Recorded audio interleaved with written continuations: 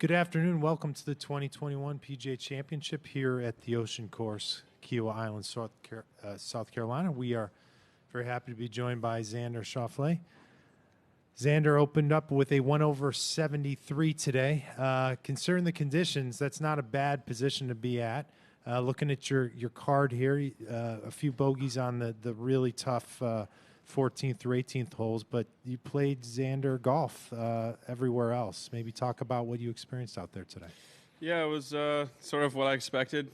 Wasn't hitting it all that great, so 1 over isn't the worst score. I didn't shoot myself out of it, which is a good thing.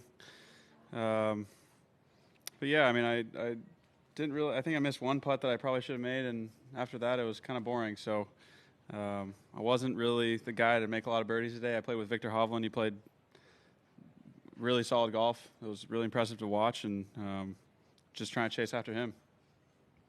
All right, let's open the floor for some questions. I know Bryce, number 6. Hey, Xander, Bryce from San Diego. Good to see you again. Talked to Ricky Fowler and Zach Johnson about you a little bit, and they both said independently that you have no weaknesses in your game. You might have felt one on a hole or two today, but they're impressed with your overall game, obviously. But one thing that Zach, a guy who's won 2 majors and, something you're chasing in your career, he said, I'm most impressed with his ability mentally to move on shot to shot, hole to hole. And he asked the question, is that innate or do you work on that? So what is the approach there? Yeah, I think it's just a choice.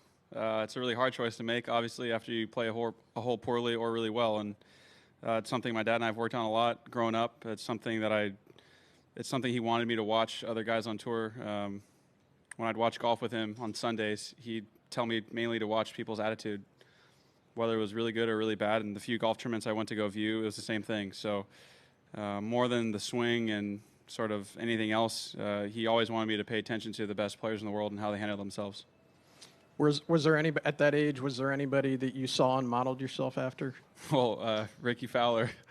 He was really calm. He was calm, cool, collected. He was one of the guys I paid attention to, sort of how he handled tough situations. And if you just kind of look down the line, you're either someone that really shows a lot of heart, and you'll get really upset and really happy, or you'll be someone kind of down the middle of the road. And so I'm not really one to throw out my arm fist pumping. Haven't gotten too excited yet on the golf course to do that. I hope that'll come someday, but for the most part, it's just golf, and like I said, it's just a choice, just to move on after a bad shot. How much is that choice tested after, 16 at Augusta? That's one of those moments. It's really got to be tested. Yeah. Once again, like I said, some are easier than others. That was okay for me to move on just based on, the fact that, a bunch of caddies out here have come up to me, other players too, that, a guy that hits it shorter than I did came up to me and said he had 8-iron there, and he said it was fine. So it's just a tough situation. Like I said, I thought it through. I took what I could from the situation and moved on. And asked Ricky this question because he's been in this situation too.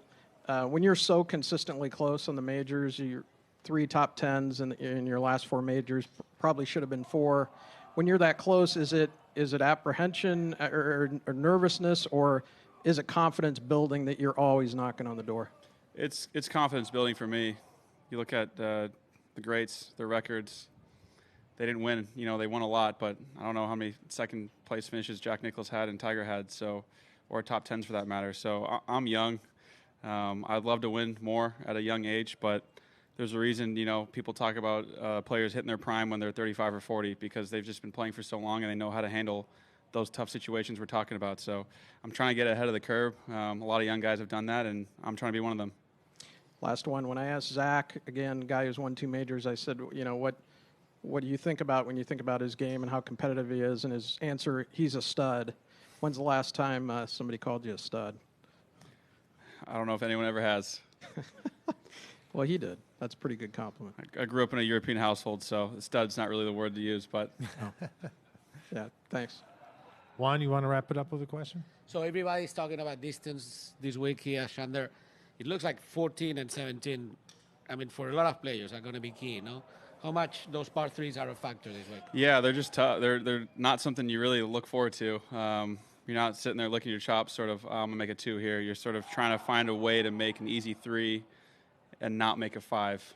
You know, if you can avoid double bogeys this week, it'd be very special. And I'm not happy with the 4s on those holes, but for the most part, I think on 14 I hit it over the green, which was a mistake, leaving the chip downwind. But on 17, it wasn't a bad spot to be. I just hit a really bad bunker shot, and that's sort of uncharacteristic.